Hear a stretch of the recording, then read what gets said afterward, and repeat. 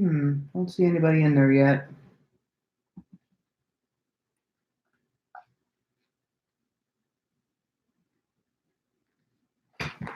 Testing 1, 2, 3. I think this is working. Let's see if it's working now.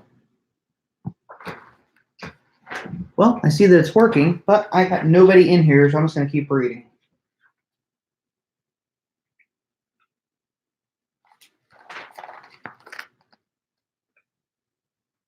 Oh, there's somebody.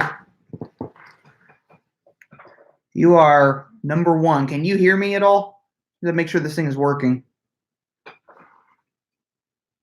So you are the only one in here.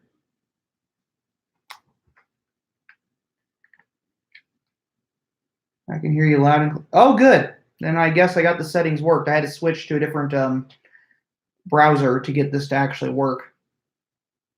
But you are the only one in here right now. If you have any questions, feel free to ask them.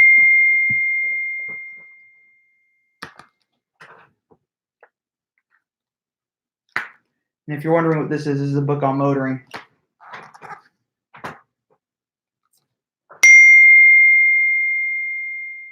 And my phone keeps pinging my computer. That's not good. All right, well. Let me try to fix that. Thoughts on the GP3? Well, thoughts on the GP3. That's going to be an interesting car when it comes out. I thought it was going to be coming out towards the end of this year. It actually looks like it's going to be coming out in early 2020. And the horsepower ratings right now, we've been thinking it was 306 horsepower, 301 horsepower, 302 horsepower. There's also rumors it might be 325 to 335 horsepower. We're not sure. We are aware that it is going to have a mechanical limited slip differential, which is something that hasn't been in a Mini since, I'd say about 2008, 2009. So that'll be something different as opposed to what my car has, which is an electronic locking differential. So it's a little different than the mechanical ones. I'd rather have the mechanical one because the electronic one's just computer-based. As far as exterior styling is concerned, that's a bit a polarizing topic. Some people hate the fairings that are on it. Some people wish the fairings that are on the test cars right now were as big as the ones that were on the concept cars. R53 is the best. Yeah, I think the R53 is a pretty good car. But anyway, the other things I've heard is the GP3 might be a very expensive car. I've heard possibly $60,000, which would probably make it one of the most expensive Minis you can get. So why do you say the R53 is the best, Kevin? I mean, aside from the obvious. Because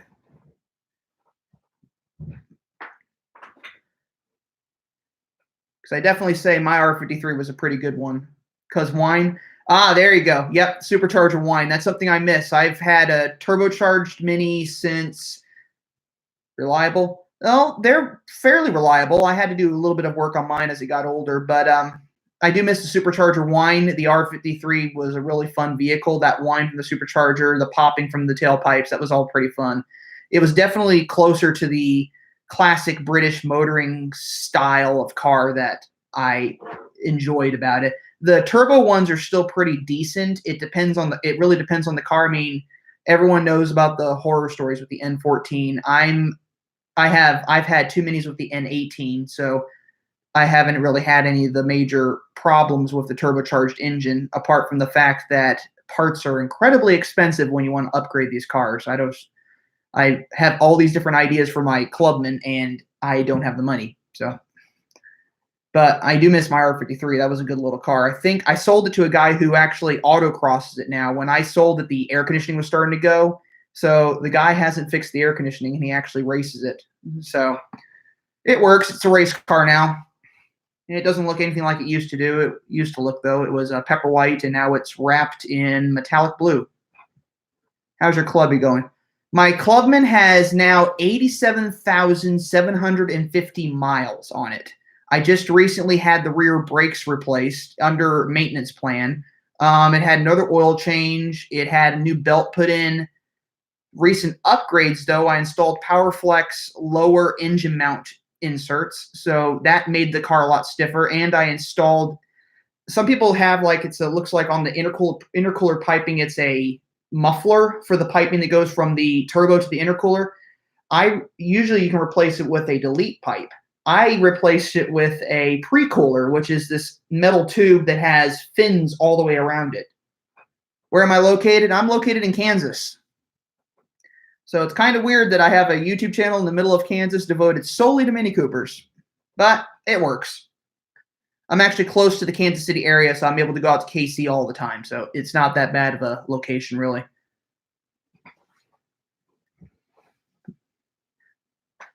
But as far as the Clubman is concerned, I don't know what's going to happen with that car. I'm still making payments on it. I've been going back and forth to Kansas City since I started this channel. I've been putting miles on it like crazy. I bought it last April, and it had 60,000 miles on it. So I've put 27,000 miles on it in a little over a year now. You're in Australia, quite far away. Yes, Australia is very far away. Is there any mini car meet there? There is a British car show this Saturday at Crown Center in Kansas City, Missouri, and I'll be there with a brand new Mini from the local Mini dealership. They're sending me out there with a brand new one to show off. So the Clubman's going to be sitting this one out this year. Probably a good thing. It needs a little TLC and needs a rest. As far as other Mini meetups, there's the Coopers and Coffee. If any of you in the area know what a Cars and Coffee kind of thing is, this is a Coopers and Coffee thing. There's a roastery, or there's a coffee plant called the Roastery in Kansas City, and we get about 60 cars there every year, or 60 Minis, I should say, and they're all various modifications and spec, and it's pretty interesting to see all the different variations from people who just modify their car completely to people who just drive the basic car and just love it. Some people don't even modify them at all. They just enjoy the car as it is. What part of Australia are you from? Ever had a classic? Have I ever had a classic? No, I haven't. I wish I had a classic. Classic Minis in the U.S. are rather expensive. I think the cheapest one I found recently was about $15,000. Perth. That's what I was thinking. But yeah, classic Minis can be about $15,000 or more in the United States. It's a little expensive. I did see one that was kind of cool. It was a rear-wheel drive converted. Actually, it had a V6 engine out of a Buick in it. So a little crazy for a little tiny car, but it looked interesting. But they wanted like $25,000 for that car. It's not as cheap as you could get like in the UK, where you could just buy them for like $3,000 a piece, or $4,000 or $5,000, just a little cars. But I wouldn't mind having a classic at some point. Yeah, the classics would be great. I've ridden in a classic though, and as someone described it, someone just said it was like going downhill. Riding in a classic Mini is like going downhill on a skateboard. It's going 30 miles per hour in one of those cars feels like you're hurtling down the road at like 90. It was just an interesting experience. You have a Lego Classic Mini? I've always wanted that Lego Classic Mini. I haven't bought one yet. It's kind of weird. I have not bought one yet, but I'm thinking about doing that at some point. There's another Lego Mini set I've been thinking about getting also, but at some point I might do that. It just depends on if I have the money. British green color. Yep. British Racing Green, yep. They've revamped that color as well. They're coming out with a new version of British Racing Green, which is a lot brighter. Not nearly as bright as that green, but it's brighter than the British Racing Green. Favorite color on a Mini? Favorite color on a Mini? I kind of like my kite blue on my Clubman. That being said, one of my other favorite colors I had was on my last Mini Cooper, the one I wrecked last year, and it was iced chocolate, which was a really pretty color in the right sunlight. It seemed to almost change color as the sun hit it in certain areas. It kind of looked gray, kind of looked green, kind of looked purple. It was a really pretty color, but it unfortunately got hit by a truck last year while I was on my way to a Cars and Coffee, so lost that car only about 8 months after I bought it. I got a decent condition Mini Cooper S, 2002 for $1,600, $54,000 on the current engine, and I just put a new transmission. What are your thoughts? That looks like a good deal there. $54,000 on the current engine, and you just put a new transmission in it. 2002 Cooper S. You bought it for $1,600. I would hold on to it. The 2002s are pretty rare these days. It appears all my fans have R53s. Yeah, I kind of noticed that a lot of them do. I have a lot of fans from last year that have brand new cars too. Some of them went out and bought them after watching my channel. But I love the R53s. I'm not going to knock the R53. I think it's a fantastic car. If I had the money, I'd go out and buy another one just so I could have it. It was a fun car. I honestly never should have sold my old R53, but unfortunately at the time I didn't have the money to repair the air conditioning in it, and it's hotter than heck in Kansas in the summer, and I just didn't have the desire to. So I went out and bought a non-turbocharged, a naturally aspirated Cooper Clubman that I had for about 2 years. And then on my birthday 2 years later, decided I'd had enough and I had to have something with more power. So I went and bought a Cooper S. What is the perfect Mini for replacement of the 320 XD? I'm assuming the 320 XD is the all-wheel drive with the diesel. So I'd say maybe a Cooper S Clubman all four is about the same size as the 320. And I'm assuming that would have the 2-liter as well, the B48 2-liter engine, or in the case of the Cooper S, the B46, so about 189 horsepower. If you add the JCW tuning kit, you get about 210, and if you add the Dynon on top of that, you can get about 254 horsepower. Thoughts on the Coupe and Roadster? I wish they still had the Coupe and the Roadster out. I've driven a Roadster and I've driven a Coupe, and I think they're fantastic cars. That being said, visibility in them is terrible. And they're more fun for like racing purposes. The Roadster, you really want the top down, and the Coupe, you really want to be going out on the track and racing it. It has domes inside of it. They're just right for a helmet. I've got R53 yellow JCW Aero kit, 120,000. That's perfect, actually. 120,000 miles and still going. 120,000 miles or 120,000 kilometers. R53 chili red with Union Jacks on my. I had my Pepper White Cooper S R53 miles. Okay. My Pepper White Cooper S R53 had Union Jacks all over it. It was Pepper White with a black roof, black bonnet stripes, had Union Jack covers on the rally lights on the front, had Union Jack side scuttles, and a Union Jack mirror cover on the rearview mirror. So it was all sorts of jacked up. Bad joke, I apologize, but it was a cool little car. It had a lot of Union Jacks on it. That was my whole thing with that car. I was very into it when I first got that car.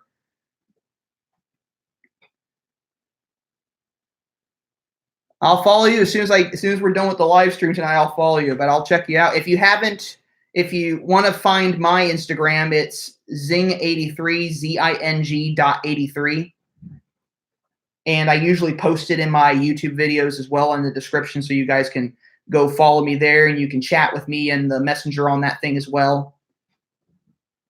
Whilst you're there. Okay, I'll follow you as well. Seems like I do have a lot of fans that have R53s. Is that the most popular Mini out there?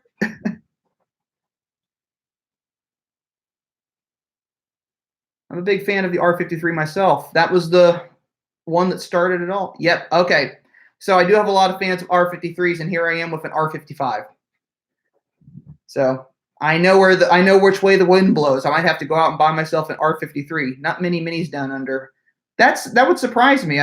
That would surprise me just a little bit. There's not that many down there, really. Are British cars? Well, I forgot. British cars, Australia. But I would assume they wouldn't. I don't know. I thought Australia would be a good place to have a Mini. Well, I can't imagine. It's kind of a large country.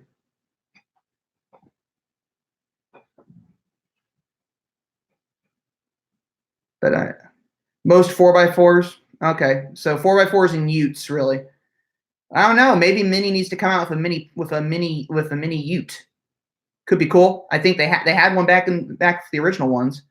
You've owned 4 Minis so far, 3 R53, 1 R56. Okay, you had 3 R53s, 1 R56. Was the R56 a Cooper or a Cooper S, and did it have the N14 if it's a Cooper S? I've been thinking of repainting my R53 Plum Crazy Purple from Dodge. What do you think? Plum Crazy Purple would be an interesting color. I think they had a...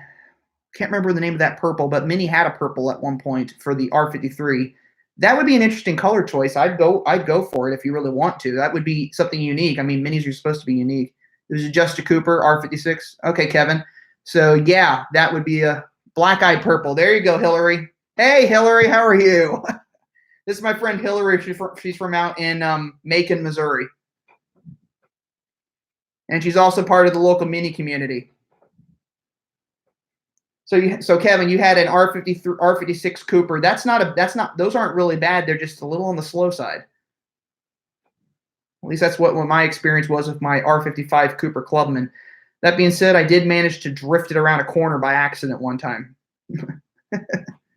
which was kind of an interesting experience if you've ever managed to drift a front-wheel drive Clubman or front-wheel drive Cooper in general. Okay, so it's derpy. Yeah, you could do plum crazy purple, or if you really want to, you could possibly see if you can do black-eyed purple, which I think plum crazy is a little brighter than black-eyed purple. I think black-eyed purple is a little darker, but yeah, purple wouldn't be a bad color. And honestly, that's the whole point is with the Mini is to personalize it, make it your own car. So if you want to make it your own car, go for it. I think that'd be a cool color choice. Not to mention the R53 had a Chrysler Tritec motor in it anyway, so you're almost very close to Chrysler in that regard. So Dodge, Chrysler. I think the engines were very similar to the Dodge Neon SRT4, except I think those were turbocharged. Oh, my friend Andrew's going to hate me if I say it was turbocharged. It might be supercharged. I don't know. Currently have oil leaks, but don't know where it leaks from. Yeah, they did leak oil quite a bit. Do I sell merch? If you go to, there's a link in my YouTube videos. If you go down there, it's for teespring.com/the Miniac, I think.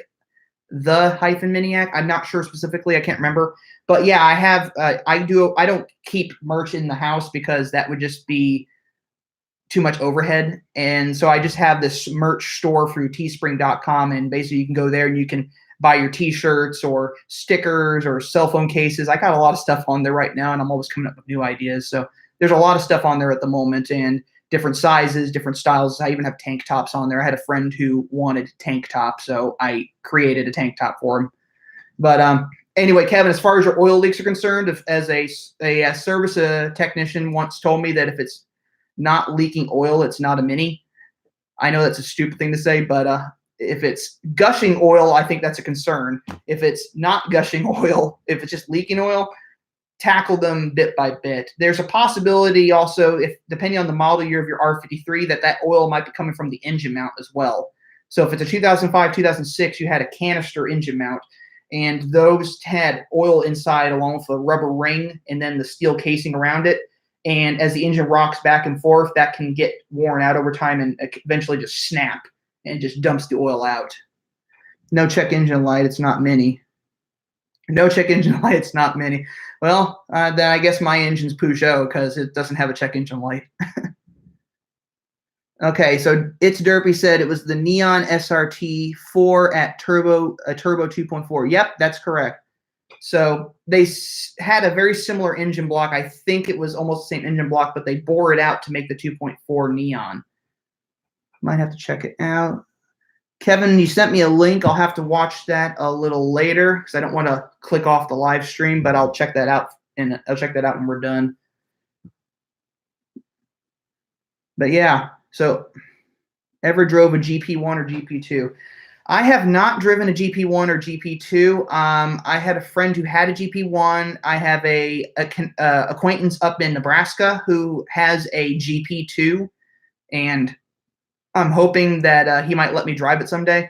There's a guy at the dealership that has a GP2, and I'm hoping he might let me drive his car at some point. I would love to drive a GP2. I think it'd be fantastic. That being said, my JCW Clubman has a Miniac Stage 1 tune in it, so it has almost, I think it has around 250 horsepower or maybe 240 horsepower, somewhere in that range. So I actually have a little bit more horsepower than a GP2, but the GP2 would be a lot of fun to drive, actually. I wouldn't mind driving it myself. Let's see here. Wow, I'm a little surprised I've gotten so many people in here. I wasn't expecting it this hour. You all must be either night owls or what time is it in Perth? It's 11:50 p.m. in Kansas.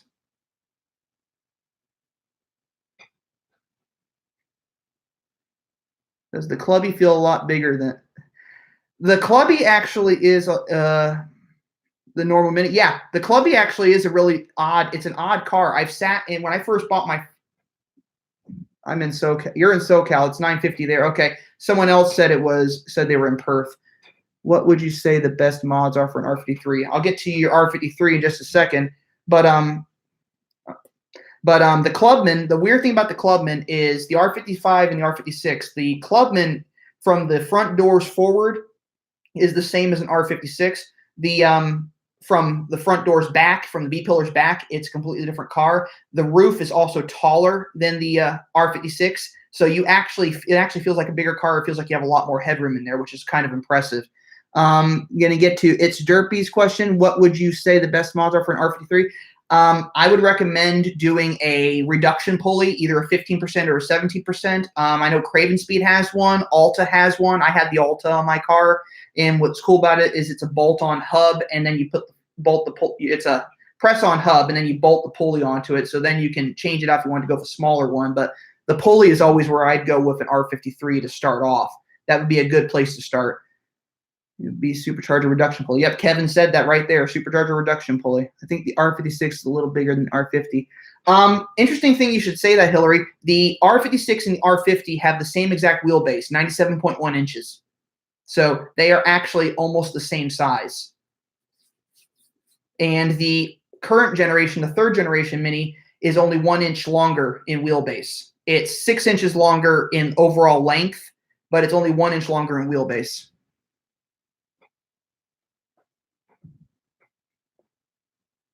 But I know people say they look bigger. It's the styling that makes the car look bigger. So the original ones were much smaller because they had shorter overhangs, and then it's the pedestrian safety thing in the UK. They had to put more stuff on the front of the car to absorb impact if it hit a pedestrian. And also, I learned this recently. The reason we don't have the flip-up headlights anymore in the bonnet, where the headlights are mounted in the bonnet, is a U.S. safety law. The headlights have to be affixed to the body when the hood opens. How would you rank the 3 generations of the Mini? Oh, that's a tough question. You gave me the tough question. How would I rank the 3 generations of the Mini? Oh my gosh. Okay, well, I haven't owned a 3rd generation yet. I've driven a lot of them. They are incredibly reliable and incredibly fun to drive, but as far as raw performance and enjoyability, I had the most. I think the most fun you can have in a Mini would be to go with the some of my 2nd gen and 3rd gen people are going to hate me here. I'd say the R53. The 1st generation was probably number 1 as far as fun to drive, and with the supercharger whine, it was just a blast. As far as 2nd gen, I'd put there you go, Kevin. As far as 2nd gen, I would put that in 2nd place, and then I'd put the current generation in 3rd place. That being said, 2nd gen, I would recommend you get an N18 if you're going to get a 2nd gen Mini. So go with 2011 and up. And even then, I would avoid 2011 because they had a few quirks to work out with the N18. So 2012 and up would be then. But so that would basically be the way the generations came out is how I would rank them. So 1st gen, 2nd gen, 3rd gen would be 1st, 2nd, 3rd. So yeah, if I had, like I said, there you go, Kevin. So yeah. Although the F56s are pretty fun to drive, I've driven I've driven more than I can count now. I've driven a lot of them. I even took a Countryman all-4 with a manual gearbox and tuning kit around a sharp loop on a highway just for fun, and it held the corner. But yeah, I mean, the R53 is still a blast to drive, and I would drive one again if I had the means to buy one. And I've been looking around, so if I ever get $6 or $7 grand in my pocket, or if I make lots and lots of money off this YouTube channel, I'll go out there and buy an R53, and I'll do plenty of videos with that for you guys. So you'll get to see me tackle that car all over again, because this would be the 2nd time I've owned an R53 if I bought another one. But funny you should mention, but the thing about the R56, I have an R56 that I had an R56 that I wrecked last year. But that being said, there was another R56 that I bought a while back, a couple of years ago, almost 3 years ago, while I was finishing up my master's degree. And I had a friend who's been rebuilding it for me for about 2 years now, just for fun to see if we could get this car rebuilt. It's a pretty cool car. It's an N14 Cooper S John Cooper Works turbo. So it's going to be interesting to see what happens with this car when it's done. But you'll have to wait and see pictures of it, and I'll throw in a few things here and there. As Hillary might know, this might be a super secret mini mission for all we know. You have to sign off. All right. Well, you have a fantastic morning, evening, whatever time it is over there. Especially with the JCW body kit. Yeah, the R56 looks pretty good, Kevin, with the JCW body kit on it. Here's my thought. The pre-LCI, so 2007 to 2010 R56s, I thought looked horrendous without the JCW body kit on it. The Cooper S bumpers on the 2011s and up actually looked pretty decent, especially with the brake ducts they finally added into the front. But the JCW body kit made the car look a whole lot better. And my JCW Clubman has the JCW body kit on it, and it's one of my favorite looks on it. It gives it a very low slung, really aggressive look. It does look really good. And not to mention, it actually has grills in the bumpers as opposed to the R53 JCW, which had decals in the back bumper.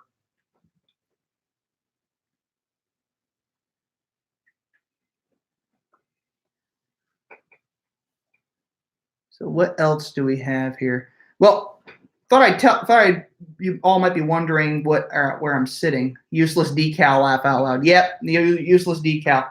It looks like a grill and it's not. But if you notice where I'm sitting right now, this is my studio. So this green screen right here is where I filmed all my news videos that you guys have seen in the past, and anything where there's a video moving behind me while I'm talking to you all. This is how I do it. And what's covered up right now with that white sheet is my tripod for my GoPro. So I film my entire channel on my GoPro. I don't actually use any other camera except that to film. Where do you usually get the parts from?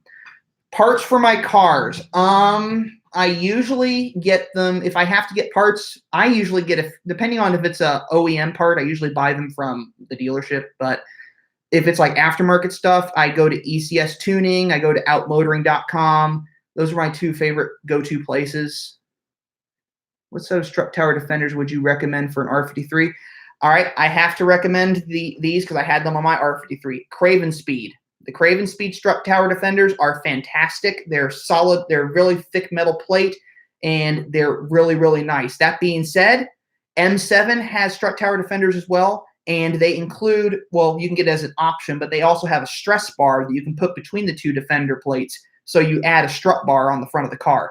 They're really cool. That's another cool thing. But for me, I loved the Craven Speed ones, and I had those installed within 3 weeks of getting my R53 back in 2011, and they protected my strut towers. My only issue after that was blowing strut mounts because Kansas and Missouri are known for potholes, and I could not always avoid them. But I definitely recommend the Craven Speed ones, and if Kellen from Craven Speed is watching this, he will know then that I love those strut tower defenders. And yeah, they make them in-house too. They're made in-house, so they don't actually send out for any of the parts. I think it's all CNC'd in-house. Most of the parts they make. Two of my camera mounts, my antenna mount and my tow hook mount, I also got from Craven Speed. So I guess I buy a lot of stuff from Craven Speed as well. But the other two places are ECS Tuning and where I've gotten wheel spacers before.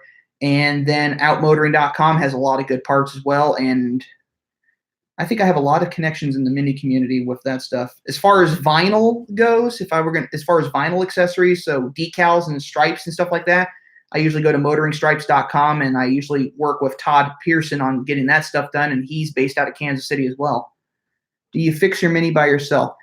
Well, I did on my first car. My current car has a maintenance plan, so I don't have to do any of my own work on it right now. That being said, a friend of mine helped during a garage day recently. One of my friends there and I worked on putting the lower engine mount. Really, he got under there for me because I was a little skittish about getting under my car, especially after wrecking one last year.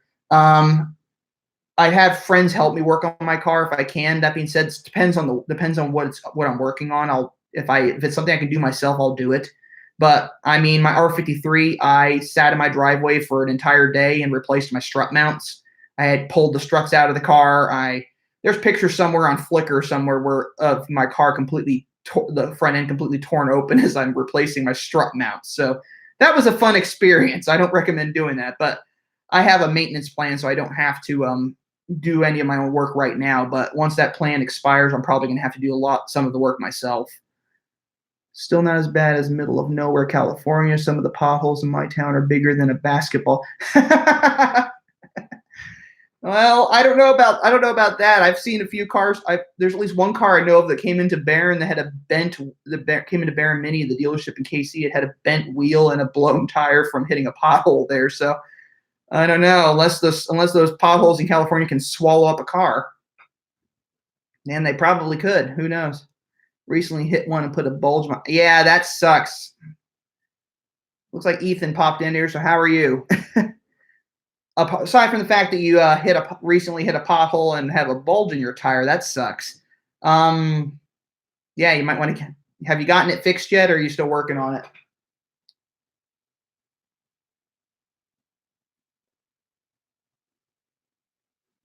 It's one of those things you want to take care of pretty soon when you have that happen. It still sucks to hit a pothole. I usually dodge them if I can.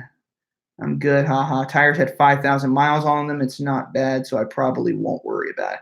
Okay, well, if it becomes a serious issue, just go take it somewhere and get the tire replaced. I mean, no sense driving around on a tire that might run the risk of blowing on those cars, especially if you have non-run flats, and I don't have any run flats on my cars.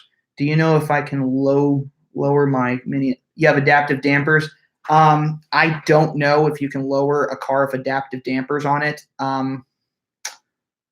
I'm almost certain you probably can't do that. College kid budget.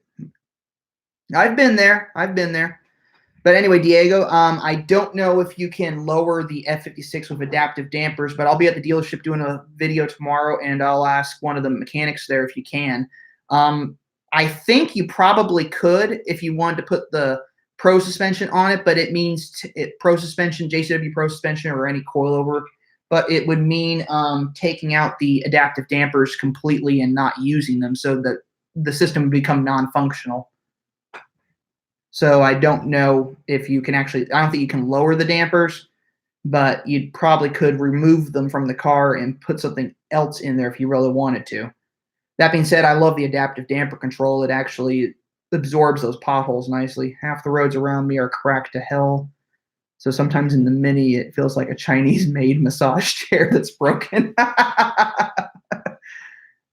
No problem, Diego. But anyway, it's derpy. Yeah, the potholes can be a real pain in the butt. Bumpy roads in general. I mean, there's a section of road that's under construction from between here and Kansas, between where I live and Kansas City. And I actually will intentionally exit off, go north on a different highway, come around and take a paralleling road just so I can avoid it, because I don't want to hit it, because they're doing bridge construction. So they moved everybody over to right on the shoulder of this bridge. So it's a chance you're going to hit that all the time. And I just had new tires put on my Clubman, so I really don't want to blow my tires on that car. That just would suck. Chinese-made massage chair, though. That's a pretty damaged road. Now, if my allergies weren't acting up here, there we go.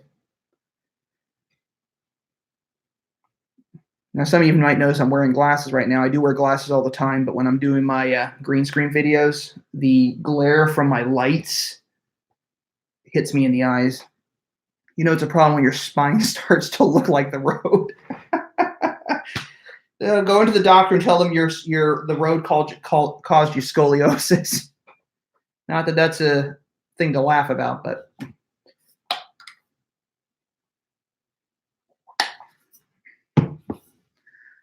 that would suck. Or how about the road has so many potholes, makes your teeth hurt. Actually, there was a Kansas City is weird. They have exit ramps where they have drain culverts like sticking out into the lane. I actually hit one with my first Clubman. I thought I like blew the tire and bent something, pulled over into a parking lot, and it was fine. So if I had been in my R53, I probably would have bent something. But I didn't have that issue with the Clubman, which was kind of surprising to me. Or when you just ride in silence afterwards. Yeah. Yep.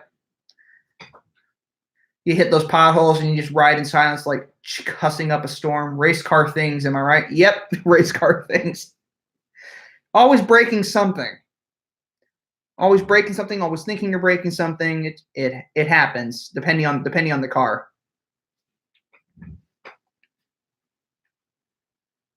And I'm usually one of those people who thinks they've broken something, gets panic stricken, and then runs to the dealership to ask them, "Hey, what's going on here?" And they usually say, "Oh, there's nothing wrong." So then I just wasted a trip. Excuse me, I just bumped the computer.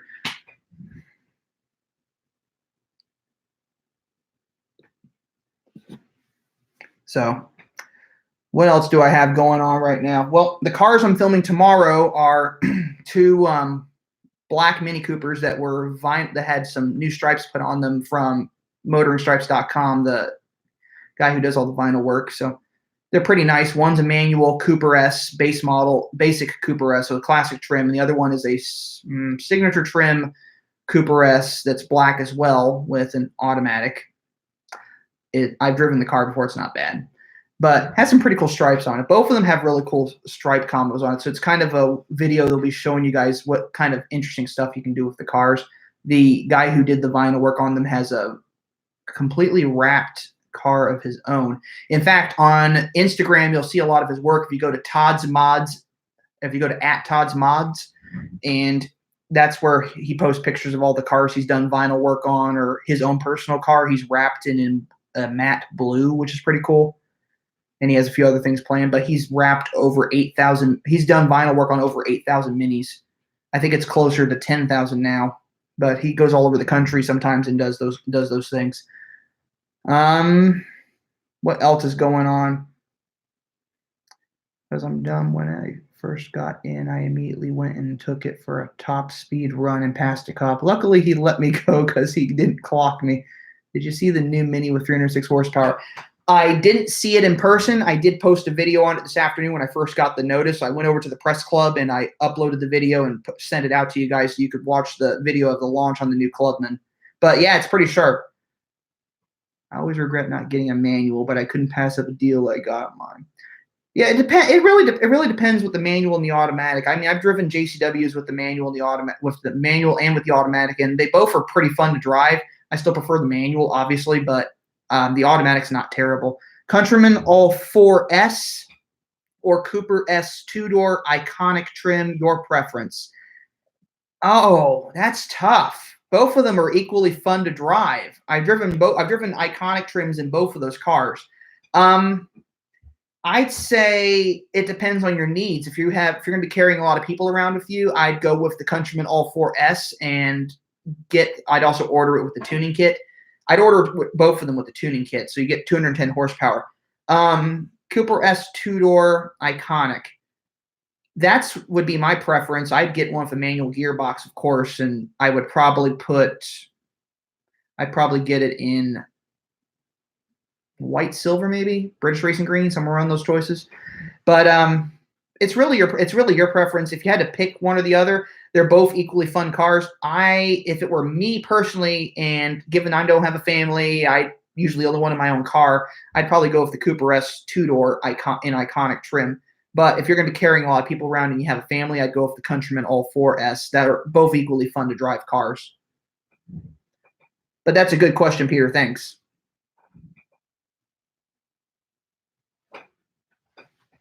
And in fact, I think I did a video recently on the configurator where I spec those cars. Do you think the GP3 will be over 50,000? I heard from the host of Petrolped actually that the GP3 is supposed to possibly be around, he said 72,000 pounds, which I believe is about $60,000, which I think is insane. But that's the rumor, is it's supposed to have a carbon fiber roof and carbon fiber bonnet, as well as the carbon fiber fairings on the sides. So that could be why it's going to be that expensive. But I've also heard it's going to have a higher horsepower and all the other bells and whistles and everything. Yeah, that's used Julia Quattrofolio money. Yep, that's going to be pricey. I mean, the last time we saw a Mini in the 50,000 range was the Goodwood edition, and I think a lot of those dealerships didn't sell a lot of them. I think they had to knock them down to like 35 grand just to get them out the door. But I have a feeling that the way these cars are working supposedly is that the only way to get a GP3 is you have to already own a John Cooper Works, and you have to put yourself on a list, apparently, to order one. So that could be an interesting situation. That could make it an incredibly rare vehicle indeed. I couldn't decide either. Bought both, serving both purposes. Picking up the two-door iconic white silver on Friday. Good choice. So you bought? Wait a minute. You bought both? Can I have your money? White silver is a nice color choice for the Cooper. Actually, the sales manager at the dealership recently sold one really nice one in white silver with white roof. White roof on a white silver is a little odd combination. In fact, speaking of white silver, the car I almost ended up with after my car accident was a white silver with red roof JCW that was sitting on the showroom floor, and I just couldn't get myself to do it because it was more money than I had. White silver as well with satellite interior, satellite gray interior, white silver. That's very, very bright. If you ever get a chance to look at the interior color, there's an interior I really like. It's called it almost looks like houndstooth cloth or something. It's called what do they call it? Black pearl. It's black pearl with leatherette, and it's a really comfortable seating actually.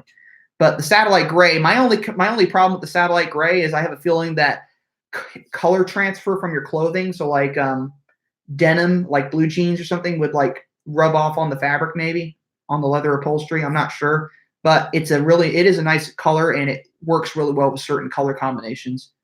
You use Mr. Clean magic erasers on it all the time, and it comes right off. Okay, so I have a feeling you have to do that quite often. Am I correct? So that's something that, yeah. The funny thing about the yeah, you do. Okay. Yeah, the funny thing about the satellite gray interior is the same cloth is in the it's the same stitching pattern that's used on the carbon black lounge leather. It's the same patterns, the same material. It's same material, just white versus or satellite gray versus black. I wish they would offer in other colors. One of my favorite interiors, though, if you ever get a chance to see it, it's a Chesterfield. It's called Chesterfield Leather Malt Brown. It's a kind of a diamond stitch pattern, and it's really cool. Countryman is melting silver, black top, and mirror caps. That is a fantastic color combo for the Countryman. Actually, I like melting silver with the black accents. That's a really nice choice. But yeah, 2 minis. That's awesome. I'd like to have 4 or 5. In fact, I know several people with 4 or 5. And if my friend Amir is watching, what do you have now, 6 or 7? Blue interior leather in the club. Yeah, I've seen the blue. I know what you're talking about. The indigo blue leather interior. I've seen that interior. I recommended that leather interior to for upcoming clubmans to the sales manager. And he said that he would order if it weren't for the fact that he thinks it looks a little washed out, actually. It looks a little too light compared to the website, and he's seen it in person. I think it would look cool in certain combinations. I think that particular interior would look good in a pepper white car, possibly with a pepper white with a melting silver roof, if it can do it. Something like that. But it's an interesting interior color. I kind of like it. It depends on the car. I mean, there's certain colors you wouldn't want to put it with. I don't think you'd put indigo blue with chili red.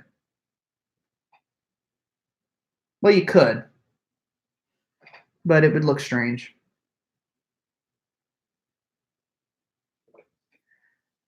But Milan, I subscribe to his channel, I believe.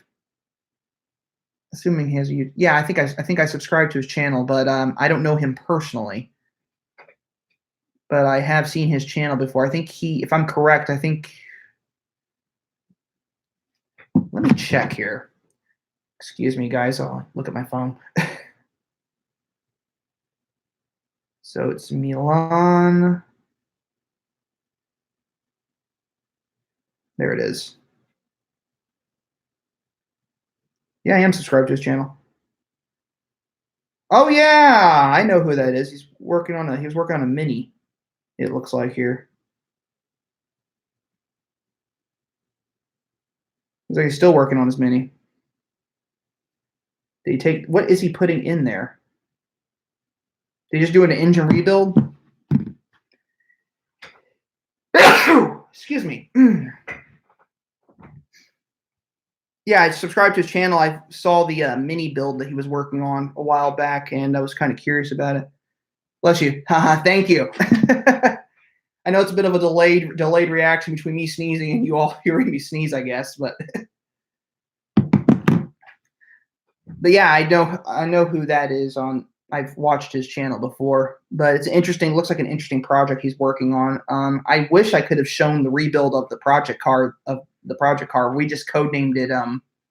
It's been codenamed Rocky for about 2.5 years now because the car is kind of, as if you excuse the pun, it's kind of coming back on the streets. So it's getting a complete rebuild, but it was the cheapest. It was probably the cheapest rebuild I've ever seen done. It was a big budget rebuild. We didn't have a lot of money to work with, so parts were like really cheap, and it took forever to get to that point. But the motor's completely rebuilt, back in the car. The car's running. I've not heard it run. I haven't even seen the car yet. Actually, I haven't seen the car since I was told not to come by the garage to see the car until it was finished. That was my friend's rule. So I haven't been by his garage to check out the car, but you'll all get to see it at some point. I don't know if I'm going to keep it for a long period of time unless I can make some more money. But my goal is to keep it and possibly use it as an autocross car and take it to track days and events like that and just show it off, at least for a couple of years, just to kind of get it out there and get it visible. But it's a pretty cool car. At least it will be. And I can tell you, as far as color combo it is, and a friend of mine would know this color combo, it is dark silver with a black roof. And it does have a JCW body kit on it. Mainly because it's a Cooper S JCW. But, I mean, a lot of people don't really even know about the car being built. They don't even know its existence, really. But what else could I talk about today? This is my first live stream where I'm actually talking to you all in person rather than walking around showing you stuff in the parking lot. And I think the problem with me showing stuff around the parking lot is that some of you all got the impression I was like trying to sell you cars. Now, here's the thing you got to know about the whole brand ambassador thing is I'm not actually working for the dealership. I don't work for the dealership. I don't make any money off the deal. Well, I show their cars on the channel, so I do kind of make money off the dealership. But I don't make any money directly from the dealership. They don't sponsor the channel. They just give me cars to do videos with. So that's kind of how it works. The whole brand ambassador thing allows me to actually show you guys all these cool cars and give you some news, tips, and things that come up when I find them. But they don't pay me to do anything. They just have me come by and I just let them know, hey, I'm going to come use this car for a video. And they're like, okay. I come in and fill out a loaner car application, and I go out and drive it for a video. And that's how it gets done. That's how all these videos with these new cars get up on this channel. But they don't give me anything to do that, so I don't actually make any money off of them, and I don't even work for them. I basically work for the for my YouTube channel right now, but making money off of the YouTube channel. But I'm also I work for my dad basically as a photographer and artist basically. So I do whatever projects he assigns me to do, and that's what I'm working on right now. At least until the YouTube channel kind of takes off, and then I might go and start doing that full-time on my own. So baby steps. I've been working on this channel now since November 2017, and took me a year. Took me January of this year to get to 1,000 subscribers. And if you all noticed, I passed 2,000 subscribers about a week ago, which was insane. That was a big jump from 1,000. I didn't think it would happen that quickly to get to 2,000. I thought it was going to be the end of the year, and now I'm already past 2,100. So it's accelerating quickly, and I need to keep coming up with interesting content to share with you all so that I don't run out of stuff. In fact, I know some of you have been waiting for me to do a video on the N14 engine, the second-gen Cooper S or second-gen Minis. And the problem is I went out and talked to one of the service technicians and asked him, okay, give me the information that you want, or that I said, give me the information for the second-gen Mini that I can do for this video. And he's like, how much time do you have? That kind of scared me a little bit. So I kind of have to figure out, do I want to talk about the N12 and the N16, or do I want to just focus on the turbocharged engines? And then there's also the different body styles, because they built so many of these different configurations for the cars. It wasn't like the first gen where you had the R50, the R52, and the R53. This is now the R55, 56, 57, 58, 59, 60, 61, 62. No, they didn't do 62. But just so many different configurations, it's just crazy. I'm still too young to get a loaner, so I've had to get an Uber home 1.5 hours from Mini of Knoxville. That's a long drive from that'd be a long drive. I mean, from where I live to Barron Mini, it's about 40, 45 minutes, give or take. But yeah, 1.5 hours. Wow. Must be a good dealership if you're willing to drive that far, though. It's the closest dealer. Yeah, you'll take your Mini wherever you can go. In fact, I'm thinking of driving out and visiting some of the other Mini dealerships. There's actually, within 3 hours of Kansas City, there's 3.5 hours. There's 3 other dealerships that I'm aware of. There's Mini of St. Louis, there's Mini of Omaha, and then there's Mini of Wichita. So there's 3 other Minis, and then Barron Mini is the big one in Kansas City, and that's the big one in Kansas City, basically. That's the big deal there. It's right next door to the BMW dealership. In fact, right now they are currently sharing a building while the BMW dealership renovates their whole structure. So since August of last year, the Mini dealership in Kansas City hasn't had a showroom, and they're going to finally have their showroom back in August or September of this year. So about time, because it's been a while not having any Minis in the showroom. They've had to manage to squeeze in one into the showroom, but that's about it.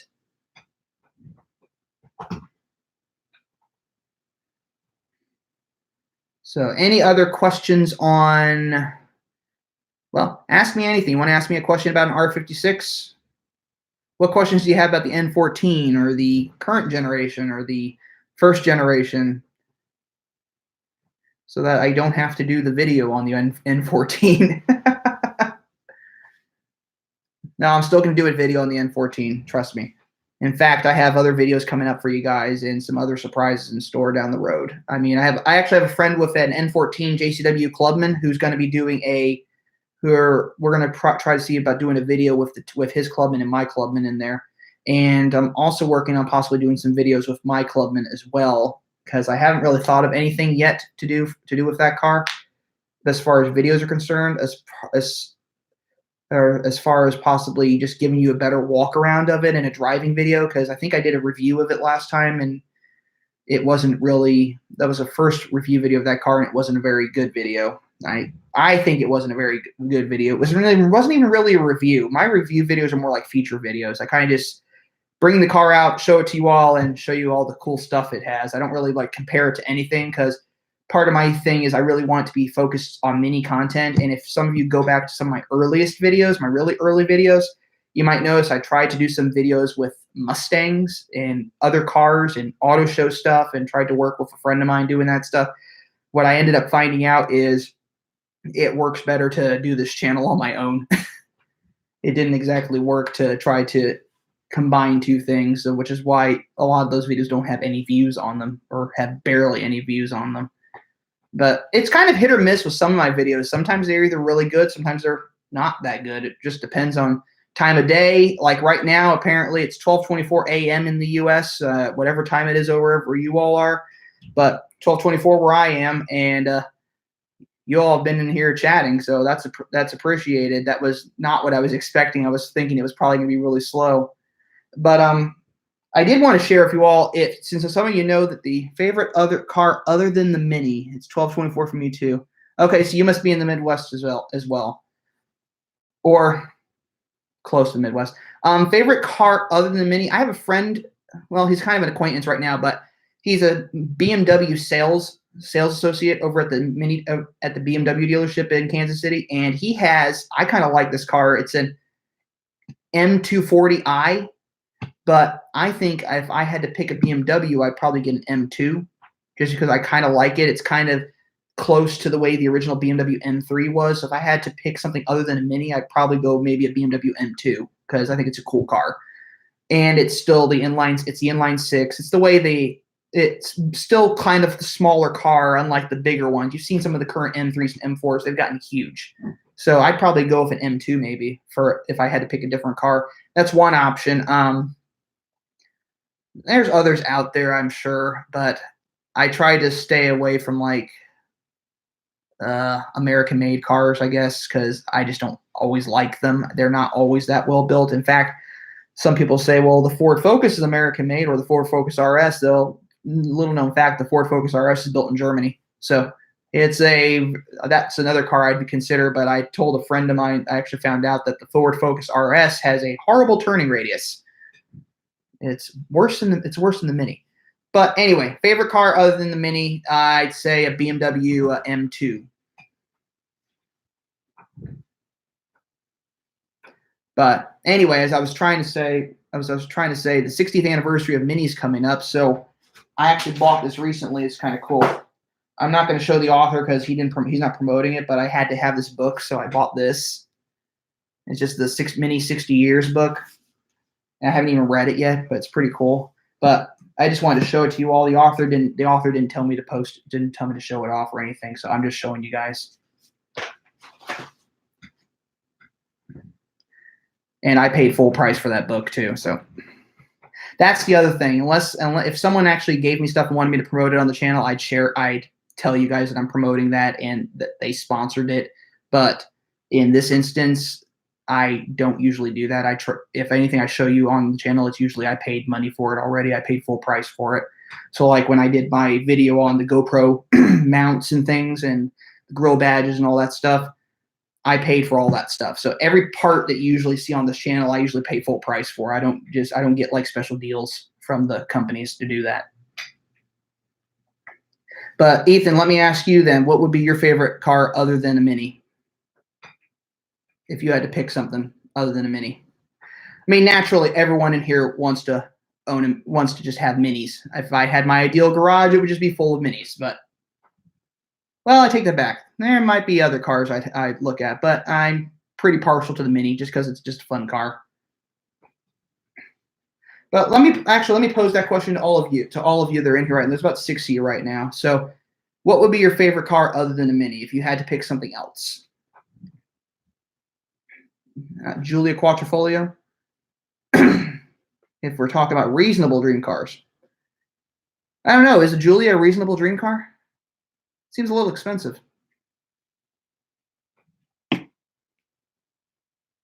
I'm assuming the QV is the Quattrofolio, unless there's a QV car that I don't know, unless there's another Giulia that I don't know about. I did have a chance to sit in an Alfa Romeo Giulia at the car show recently. That was the weird thing. I went to the car show. I didn't post any video for that. We tried starting another YouTube channel. It kind of worked very well. Lotus Elise. That's a cool car. I've actually ridden in a Lotus Elise. More money, more freedom. Well, hey, how are you? I've ridden a Lotus Elise before. It was actually British Racing Green too. It was at an autocross race, and it was insane. It was like the seats were like this thin, and every time you hit a corner, it's like your car hits the corner. Your car goes one way, and you're going forward still. So car's going left, you're going straight ahead. Compared to an Aston Martin, yeah. Okay, yeah. Compared to an Aston Martin, a Quattrofolio would be a more affordable car. I wouldn't own an Aston Martin though. An Aston Martin just be something expensive to have to take care of. The Quattrofolio, at least it's a there's a dealer network for Alfa Romeo now, which is there's not a big one for Aston Martin. I don't know how expensive it is to maintain a quadrifoglio. I imagine it'd be more than it takes to maintain a Mini. Lotus Elise, I don't think there's any Lotus Elise stores around in the area, but a Lotus Elise would be a cool car. A Lotus Exige would be a fantastic car too. That'd be a fun one. I have a friend who wants a Lotus Exige badly. In fact, if he didn't have Minis right now, I imagine he would have a Lotus Exige. But what is my dad's dream car? My dad's dream car was a Ford Mustang. No, I take that back. It was a Chevy Camaro. Classic Chevy Camaro, 1969 model. He does not like the current generation, and neither do I. So what else do we have going on lately? We've been on here for over an hour. Wow. Hour and 34 minutes. I think you guys are getting tired unless there's other things for me to talk about. I think I should probably be getting ready to sign off here. I should probably sign off anyway. It's 12:31 a.m. and I have to get up in the morning. But anyway, I'm going to wrap this up. I think this was a pretty good live chat. I appreciate all 6 of you. I think we were up to 9 at one point. I appreciate you all being here, and hope you enjoyed checking out the studio and chatting with me. But I'm going to let you all go. And as always, life is too short to drive a boring car. So what do we all do? We drive Minis, right? Have a great day. You have a great day as well, Ethan. And the rest of you all in there, Diego and who else? Peter and anyone else I forgot. You all have a fantastic day, fantastic evening, wherever you are around the world. I will see you all later. And hey, I got a video coming up tomorrow that you're all going to get a kick out of. I should say today in my time. It's the quirks of the 3rd generation Mini. So I hope you enjoy that video. So until next time, I'll see you all later.